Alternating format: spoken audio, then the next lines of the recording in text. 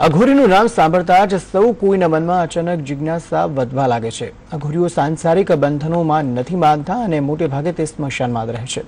ઉજ્જૈન શહેર અને કુંભ મેળાને નજર લાગી હોવાનું માનીને અઘોરીઓએ સ્મશાનમાં તાંત્રિક હવન કરતા શ્રદ્ધાળુઓ તેને જોવા ઉમટી પડ્યા હતા।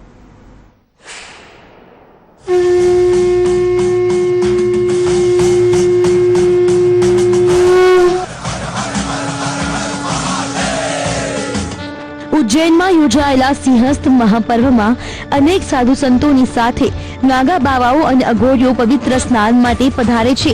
અઘોરીઓનો અર્થ થાય છે ઘોર સાધના કરવાવાળો। નિર્જન સ્મશાનમાં અઘોરીઓ સળગતી ચિતા સામે તપ કરતા હોય છે, તો ઉજ્જૈનના સ્મશાનમાં અઘોરીઓ ઘંટારવ સાથે ઢોલના તાલે ગયા।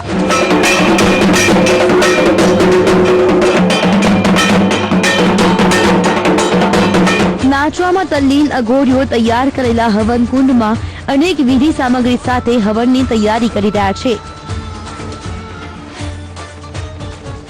हमारे गुरु ने विद्या दी है, उस विद्या से हम किसी लोगों का जन कल्याण कर सकते हैं। बहुत सारे तांत्रिक है, बहुत सारे अघोरी है, बहुत सारे अपनी अपनी क्रिया कर रहे हैं, तो वो क्रिया उनसे जाके पूछो कि वो क्या कर रहे हैं।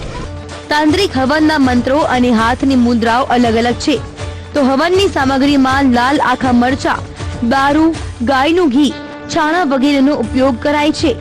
અઘોરીઓ સંસારની કોઈ પણ વસ્તુઓને ઘોર એટલે કે વિભત્સ્ય નથી માનતા। તેઓ કોઈ વસ્તુથી ઘૃણા કરે છે કે ન તો પ્રેમ।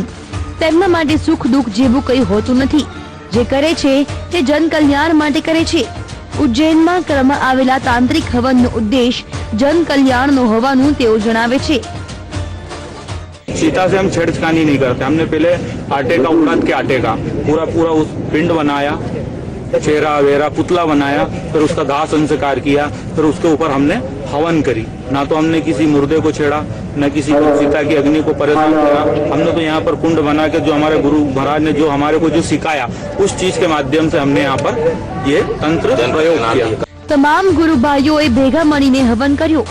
30 દિવસનું અનુષ્ઠાન કર્યું। સામાન્ય લોકોએ પણ હવનમાં ભાગ લીધો। મરચા, મીઠાની આહુતિઓ આપી। એટલું તો ચોક્કસ છે, લોકોનો અઘોરીઓ પ્રત્યેનો અભિગમ બદલાયો છે। પહેલા અઘોરીના નામ માત્રથી લોકોમાં અનેક પ્રકારનો ડર કે શંકા પેદા થતી। હવે સામાન્ય લોકો અઘોરીઓના દર્શન કરવા જતા હોય છે। બ્યુરો રિપોર્ટ, સંદેશ ન્યૂઝ।